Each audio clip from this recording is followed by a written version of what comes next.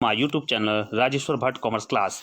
आज हम class 11th accountancy में journal, ledger and trial balance इसको डिस्कस करेंगे संयुक्त रूप से। सबसे पहले हम देखेंगे कि जर्नल क्या है। Journal prime book of account, यानी कि जर्नल एंट्री, यानी कि जो ट्रांजैक्शन होती है बिजनेस में उसको सबसे पहले जर्नल बुक में लिखते हैं। इसको प्राइम बुक और ओरिजिनल बुक ऑफ एंट्री भी कहते हैं। उसके बाद जब हम जर्नल एंट्री करेंगे तो सबसे पहले हम जर्नल सीखेंगे, उसके बाद लेजर और उसके बाद ट्रायल बैलेंस। तो फर्स्ट प्रोसेस है जर्नल एंट्रीज। हम एक क्वेश्चन लेते हैं। Question number 2020 April 1 Riddhi introduced capital to start business, cash 1 lakh rupees and cheque 5 lakh rupees. अगला है April 12 purchase goods against cash 25,000। अब अप्रैल 12 को हमने कितना खरीदा सामान? हमने खरीदा है 25,000 रुपये। तो परचेज गुड्स अगेंस्ट कैश का मतलब हमने नगद खरीदा है। It is not credit, it is cash transaction. अगली एंट्री है अप्रैल 13 सोल्ड गुड्स अगेंस्ट कैश। अब हमने 40,000 रुपीज़ का क्या करा? नगद सामान बेचा। तो इस प्रकार से ये एंट्री हो गई। अगला क्वेश्चन है, अगला point, April 24 sold goods to Karan. अब हमने करण को सामान बेचा तो ये माना जाएगा कि उधार है, क्योंकि ये कैश ट्रांजेक्शन नहीं है, नाम आ गया तो इसका मतलब उधार एंट्री हो गई 25,000 रुपीज़। और उसके साथ साथ लिखा हुआ है लेस 10% ट्रेड डिस्काउंट, यानी कि हमने क्या किया है, करण को जो सामान बेचा है उधार, उसमें हमने उसको 10% ट्रेड डिस्काउंट भी दिया है। तो आगे डिस्कस करेंगे वन बाय वन। क्वेश्चन कर लेते हैं पहले। अप्रैल 25 में बैंक चार्जेस कितना है? बैंक ने चार्ज कितना किया? Bank charges 500 rupees. तो इस प्रकार से आपका 500 हो गया बैंक चार्जेस 500 रुपीज़ हो गया है। फिर नेक्स्ट आपका अप्रैल 30 पेड सैलरीज टू स्टाफ। आपने स्टाफ को बाई चेक से सैलरी कितनी दी? 20,000 रुपीज़। तो ये क्वेश्चन था। तो क्वेश्चन करने से पहले हम थोड़ा रूल्स देख लें, जनरल एंट्री के रूल्स क्या हैं। तो सबसे पहले देखिए rules of debit and credit. तो कैसे करेंगे हम डेबिट एंड क्रेडिट रूल? तो इसमें देखिए फर्स्ट है पर्सनल अकाउंट। इसका रूल है टेकर डेबिट गिवर क्रेडिट, यानी कि जो टेक करेगा वो डेबिट होगा और जो गिवर होगा वो क्रेडिट होगा। जैसे मान लीजिए राजेश ने क्या, जैसे हमने भी करण की एंट्री करी, तो करण को हमने जब सामान बेचा तो करण क्या कर रहा है? गुड्स को टेक कर रहा है कि गिव कर रहा है? वो टेक कर रहा है, तो हम करण को डेबिट करेंगे इस टाइप से। नेक्स्ट है आपका second real account. What comes in debit what goes out credit, यानी कि जो भी चीज़ बिजनेस में आएगी वो डेबिट होगी और जो जाएगी बिजनेस से वो क्रेडिट होगी। अब जैसे एग्जांपल देखिए, रियल अकाउंट एसेट्स अकाउंट से रिलेटेड है। तो इस प्रकार से एसेट्स, यानी कि हम मतलब बिल्डिंग खरीदते हैं या फर्नीचर खरीदेंगे, तो खरीदने पर क्या होगा? बिजनेस में आपके पास एसेट्स आएगी, फर्नीचर आएगा, तो हम फर्नीचर अकाउंट को डेबिट करेंगे। लेकिन जो चीज़ बाहर जाएगी बेचने के समय वो क्रेडिट हो जाएगी, तो उसको करेंगे हम क्वेश्चन में। और उसके बाद थर्ड है नॉमिनल अकाउंट। नॉमिनल अकाउंट में हम सीखेंगे कि all expenses and loss debit and all income and gain credit. जितने भी हमारे एक्सपेंसेस हैं, जैसे salary paid, rent paid, bank charges paid, तो ये सारे हमारे डेबिट होंगे, और अगर इनकम है तो क्रेडिट होगी। तो देखते हैं हम सबसे पहले हम कैसे कैसे करेंगे इसको। तो सबसे पहले देखिए जर्नलाइजिंग मीन्स जर्नल एंट्री करना in the book of Riddhi. तो जर्नल ऑफ रिद्धि में हम सबसे पहले एंट्री कैसे करेंगे? तो देखिए हमारी फर्स्ट एंट्री क्या थी? हमारी एंट्री थी Riddhi introduce capital to start a business in cash 1 lakh and cheque 5 lakh. अब देखिए बिजनेस में कितना कैश आया आपके पास? 1 लाख तो आपके पास कैश आ गया, और चेक कितने का आया बैंक उसमें? 5 लाख रुपीज़। तो टोटल कितनी कैपिटल हो गई हमारी? 1 + 5 6 लाख कैपिटल। तो कैपिटल क्रेडिट क्यों हो गई? क्योंकि आपका जो है, जो इंट्रोड्यूस कर रही है रिद्धि, ये बिजनेस की क्या है? ऑनर है। और बिजनेस और ऑनर सेपरेट एंटिटी होती है, बिजनेस की अपनी एंटिटी होती है। तो इसमें बिजनेस का पर्सन का नाम नहीं आता है रिद्धि का, उसकी जगह हम कैपिटल लेते हैं। तो capital is liability of business. तो इस प्रकार से लायबिलिटी है, तो लायबिलिटी हमेशा क्रेडिट होती है। और बिजनेस में क्या आ रहा है? कैश आ रहा है 1 लाख रुपये और चेक आ रहा है 5 लाख। तो टोटल कैपिटल 6 लाख रुपये। अब अगली एंट्री देखिए, सेकेंड एंट्री है परचेज गुड्स अगेंस्ट कैश। अब हमने 25,000 रुपीज़ का क्या लिया? हमने सामान खरीदा। तो परचेज क्या है हमारा? एक्सपेंसेस है। एक्सपेंसेस हमेशा डेबिट होंगे। तो अप्रैल 12 को जो हमने सामान खरीदा नगद, उसमें हमारा कैश आउट हो गया। तो जो आउट हो रहा है ये रियल अकाउंट बता रहा है, क्योंकि कैश हमारी एसेट्स है। एसेट्स हमेशा कहाँ जाता है? रियल अकाउंट में। तो इस प्रकार से कैश आउट हो रहा है, तो क्रेडिट का मतलब राइट हैंड साइड, और जो लेफ्ट हैंड साइड है परचेज अकाउंट, वो हो गया 25,000 डेबिट। तो purchase account debit to cash account being goods purchase. हमने कैश नगद खरीदा तो परचेज अकाउंट आपका डेबिट हो जाएगा और टू कैश अकाउंट। अगली एंट्री देखिए सोल्ड गुड्स अप्रैल 13 में क्या है, सोल्ड गुड्स अगेंस्ट कैश 40,000। अब देखिए हम कैसे करेंगे इस एंट्री को। आपने जब सामान बेचा तो क्या आएगा आपके पास, कैश आएगा। रियल अकाउंट फिर आ गया। रियल अकाउंट का क्या रूल है, what comes in debit what goes out credit. तो देखिए यहाँ पर कैश इन हो रहा है तो इसलिए हमने इसको डेबिट कर दिया 40,000। और सेल्स हमारी क्या है, इनकम है। और इनकम क्या करते हैं हमेशा, ये नॉमिनल अकाउंट है। और नॉमिनल अकाउंट का क्या रूल बताता है, नॉमिनल अकाउंट बताता है इनकम क्रेडिट। तो हमने सेल्स को क्रेडिट कर दिया 40,000। तो एंट्री हो गई cash account debit to sales account 40,000 being good sold. Next entry देखिए, नेक्स्ट एंट्री है sold goods to Karan 25,000 less 10% trade discount. अब देखिए इसमें, अब हमने जब करण को सामान बेचा उधार तो करण ने नगद तो पैसा दिया नहीं, तो करण का नाम डेबिट हो जाएगा। नाम के आगे अकाउंट नहीं आता तो करण DR हो जाएगा 22,500। अभी कहाँ से आया 22,500, क्योंकि हमने उसको उधार बेचा 25,000 रुपये का। उसमें 10% ट्रेड डिस्काउंट है। हमेशा ट्रेड डिस्काउंट TD को हम अकाउंट में शो नहीं करते, इसका अमाउंट डिडक्ट हो जाता है और नेट अमाउंट से हम एंट्री करते हैं। तो करंट डेबिट हो जाएगा 22,500 और टू सेल्स हो जाएगा 22,500। तो सेल्स नेट अमाउंट से दिखाई जाएगी। इसके बाद हम थोड़ा आगे बढ़ते हैं। नेक्स्ट एंट्री है बैंक चार्ज, बैंक चार्जेस 500। अब देखिए बैंक ने जब बैंक चार्ज लगाया तो उससे बिजनेसमैन का अकाउंट डिक्रीज हो जाएगा, इंक्रीज तो नहीं होगा। तो हमारा बैंक क्या हो जाएगा, डिक्रीज हो जाएगा। और बैंक चार्जेस क्योंकि हमारा एक्सपेंसेस है और नॉमिनल अकाउंट क्या कहता है, एक्सपेंसेस डेबिट। तो बैंक चार्जेस अकाउंट डेबिट हो जाएगा 500। और बैंक क्रेडिट क्यों होगा, क्योंकि बैंक से हमारा बैलेंस कम हो जाएगा, जो भी हमारे अकाउंट में बैलेंस होगा।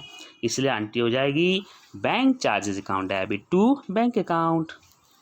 नेक्स्ट एंट्री है April 30 salary account debit to bank account. तो इस प्रकार से हमने देखा कि सैलरीज हमारा फिर नॉमिनल अकाउंट आ गया है, एक्सपेंसेस है, हम स्टाफ को सैलरी दे रहे हैं तो सैलरीज है एक्सपेंसेस, तो नॉमिनल अकाउंट हो गया। नॉमिनल अकाउंट का रूल क्या है बच्चों, एक्सपेंसेस डेबिट, तो हमने सैलरी को डेबिट कर दिया। और हम किसके थ्रू पेमेंट कर रहे हैं, हम कैश नहीं दे रहे हैं, यहाँ पर दे रहे हैं चेक से। तो paid salary to staff by cheque, तो 20,000 बैंक क्रेडिट हो जाएगा क्योंकि बैंक पेमेंट कर रहा है। कैश होता तो कैश करते, मगर बाई चेक है तो टू बैंक आएगा 20,000।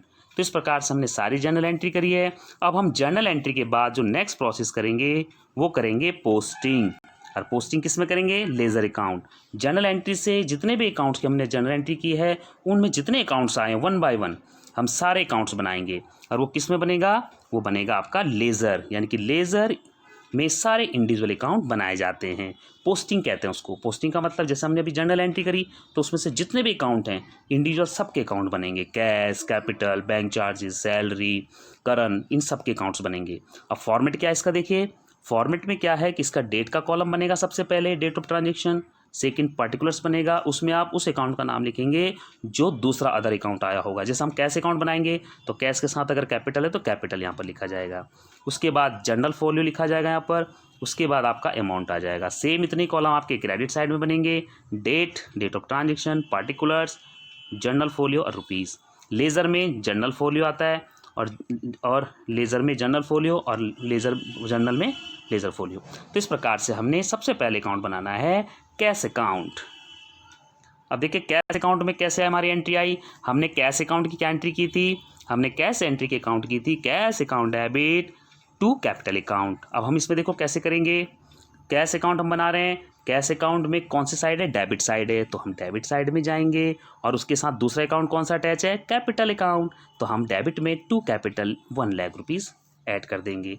तो इस प्रकार से हमने किया cash account debit to capital account.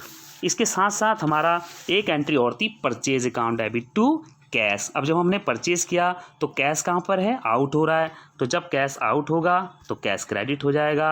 और इस प्रकार से परचेज़ को हम क्रेडिट साइड में करेंगे by purchase account 25,000 to cash account. तो इस प्रकार से हमने देखा कि cash account debit to capital में हमारा क्रेडिट में कैपिटल अकाउंट है तो डेबिट में हम दिखाएंगे क्योंकि कैश अकाउंट डेबिट में है।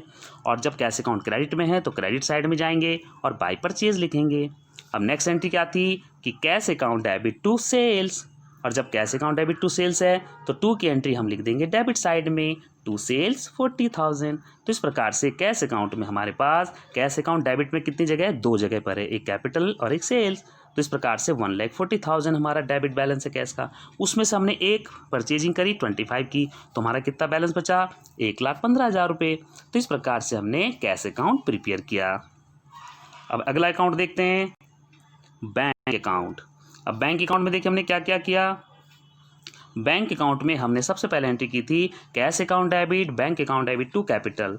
तो अगर बैंक अकाउंट बनाएंगे तो उसमें बैंक अकाउंट डेबिट में है, तो किस चीज़ के अकाउंट में है, टू कैपिटल। तो दूसरी साइड कैपिटल अकाउंट है तो 5 लाख रुपीज़ आ जाएगा।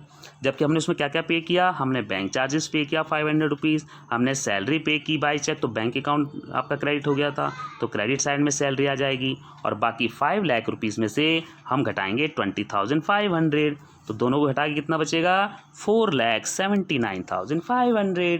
तो इस प्रकार से हमारा बैंक बैलेंस भी हो गया। नेक्स्ट हमारा आएगा थर्ड कैपिटल अकाउंट। अब हमने देखो एंट्री कैसे करी थी बच्चों, हमने कैपिटल अकाउंट में एंट्री करी थी कि हमारा जो कैपिटल अकाउंट है उसमें कितना बैलेंस था। देखो कैश अकाउंट डेबिट किया हमने फर्स्ट एंट्री, और bank account debit to capital किया था। तो हमारा जो है कैपिटल कौन सी क्रेडिट साइड है, क्रेडिट साइड है। और क्रेडिट साइड में क्या कौन कौन से अकाउंट लिखे हुए थे, क्रेडिट साइड में उसके अगेंस्ट कौन से अकाउंट थे, एक कैश था और एक बैंक था। तो हमने लिख दिया 1 लाख रुपये, 5 लाख रुपये।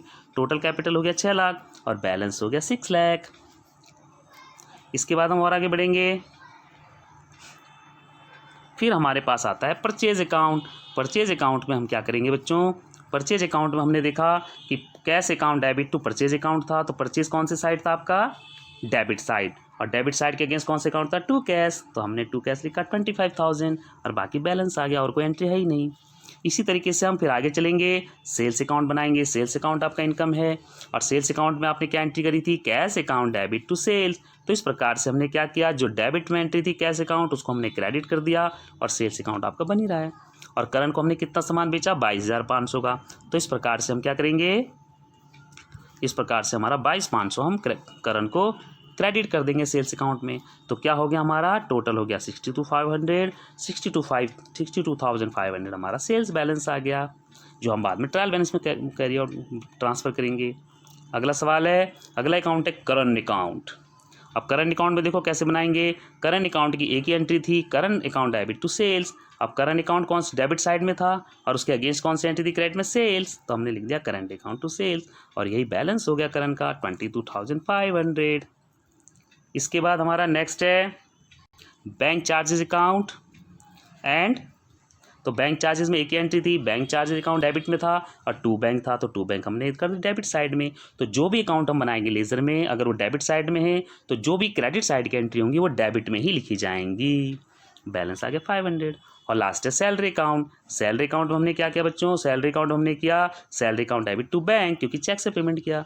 तो सैलरी अकाउंट डेबिट में है, लेकिन किसके है, बैंक के, तो बैंक क्रेडिट, तो बैंक को हम कर देंगे डेबिट में। तो सैलरी अकाउंट डेबिट टू। तो इस प्रकार से हमने सीखा कि लेजर अकाउंट में जो भी अकाउंट हम बनाएंगे अगर वो डेबिट साइड में है तो डेबिट में ही अमाउंट आएगी और दूसरा अकाउंट का नाम लिखा जाएगा। तो इस प्रकार से सारे लेजर्स बन गए। अब हम क्या करेंगे, हम बनाएंगे trial balance. A trial balance is a statement prepared with debit and credit balances of the ledger accounts to test account accuracy of books। अब देखिए रिद्धि ट्रायल बैलेंस कैसे बनाएगी। ट्रायल बैलेंस का फॉर्मेट है, सबसे पहले नेम ऑफ अकाउंट्स, फिर ledger folio, क्योंकि आप उसके बाद आप क्योंकि लेजर से ट्रांसफर कर रहे हैं बैलेंस को, और डेबिट बैलेंस, क्रेडिट बैलेंस। अब देखिए इसमें सबसे पहले कैश का बैलेंस हमारा डेबिट बैलेंस था 1,15,000, तो डेबिट में आ जाएगा। बैंक अकाउंट का आपका डेबिट बैलेंस था, डेबिट में आ जाएगा 4,79,500। कैपिटल हमेशा क्रेडिट बैलेंस होता है तो क्रेडिट में चला जाएगा 6 लाख। परचेज अकाउंट हमारा 25,000 था तो उसको हमने डेबिट कर दिया।